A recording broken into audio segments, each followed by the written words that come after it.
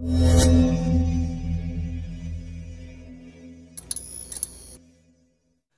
warga YouTube, have a nice day. Dalam segmen Sekilas Ilmu minggu lalu, kita membahas perihal kenapa tingkat literasi di Indonesia begitu rendah, yang disertai beberapa cara untuk memperbaikinya, walaupun mungkin masih banyak cara yang lain. Nah, bicara tentang literasi, takkan mungkin lepas dari minat membaca, karena minat membaca adalah bagian dari literasi. Dan semakin tinggi minat membaca masyarakat, maka akan semakin tinggi pula tingkat literasinya. Ngomong-ngomong minat membaca, ini dia 5 negara dengan minat membaca paling tinggi di dunia. Dan tentunya tingkat literasinya pun paling tinggi. Patut ditiru oleh negara Wakanda. Mari kita mulai. Yang kelima, Jepang. Ya, Jepang. Negara asal Monkey D. Luffy ini memiliki tingkat literasi yang tinggi, tertinggi dibanding negara Asia lainnya.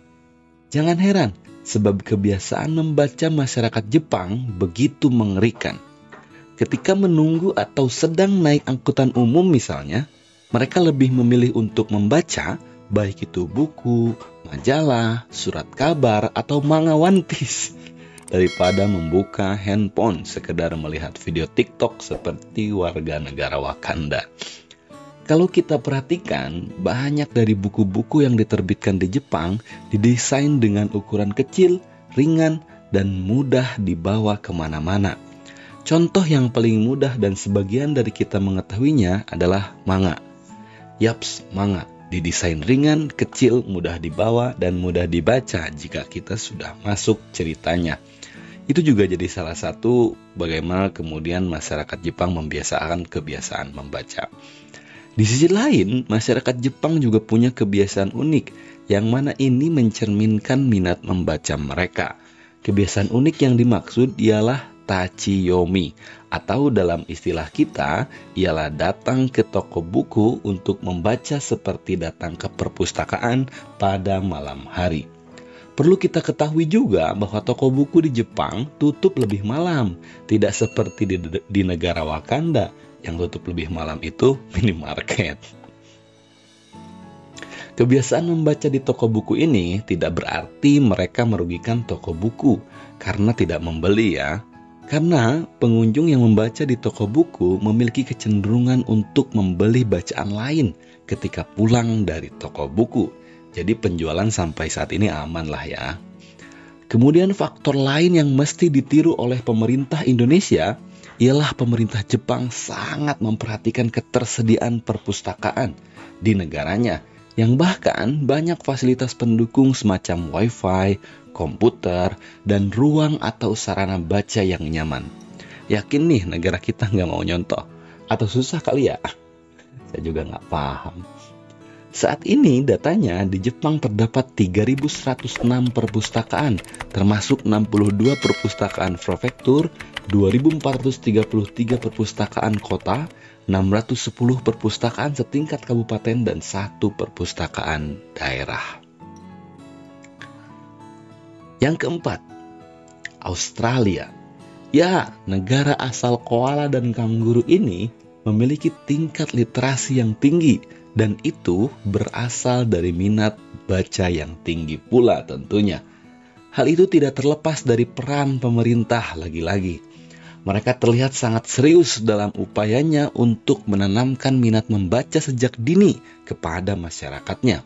Hal itu dibuktikan dengan beberapa cara yang diantaranya, perhatikan nih, pertama, mereka memberikan buku dalam paket bingkisan untuk keluarga yang baru memiliki bayi. Yang pertama kali dilakukan di negara bagian New South Wales pada 2019. Ngeri nggak tuh? Bayi aja langsung diberi paket bingkisan buku loh. Yang kedua, mereka membuat program tantangan membaca atau reading challenge untuk memotivasi orang tua menanamkan budaya membaca dalam keluarga, terkhusus ya anak-anak tentunya. Program ini memiliki banyak cabang, yang salah satunya 1000 Book Before School, yaitu program tantangan membaca untuk anak 0 sampai 5 tahun yang ketentuannya mesti menyelesaikan 1000 buku sebelum mereka berusia 5 tahun. Mengerikan bukan? Anak nih diberikan challenge 1000 buku sebelum mereka berusia 5 tahun. Yang ketiga, mereka juga membuat program tantangan membaca tahunan. Program ini diperuntukkan bagi anak usia 0 sampai 15 tahun dengan beberapa ketentuan lainnya tentunya. Tujuan dari program tersebut tak lain dan tak bukan adalah untuk meningkatkan kunjungan perpustakaan yang mana fasilitasnya pun sangat memadai dengan jumlah tak kurang dari 1631 unit, belum termasuk ruang ramah baca dan perpustakaan bergerak.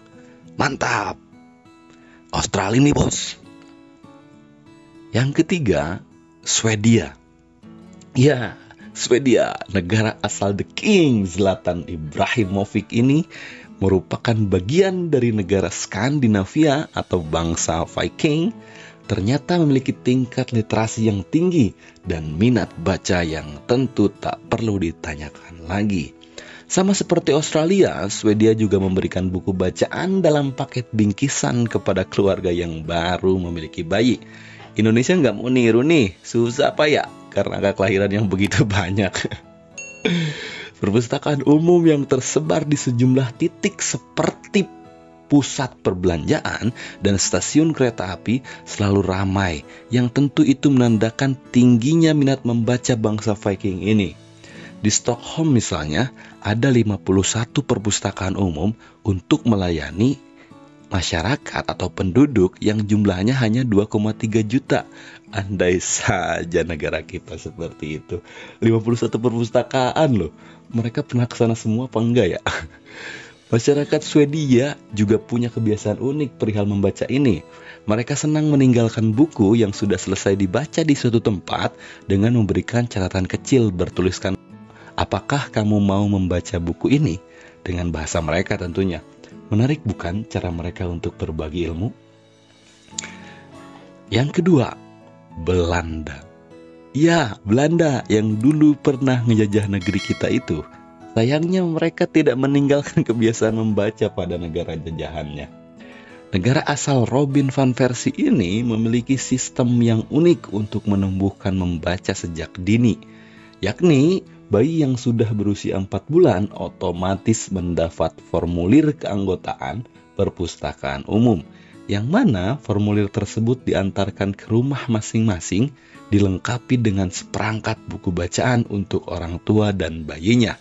Setelah administrasi selesai, orang tua bisa mengajak anak mereka dan meminjam buku dari perpustakaan secara cuma-cuma.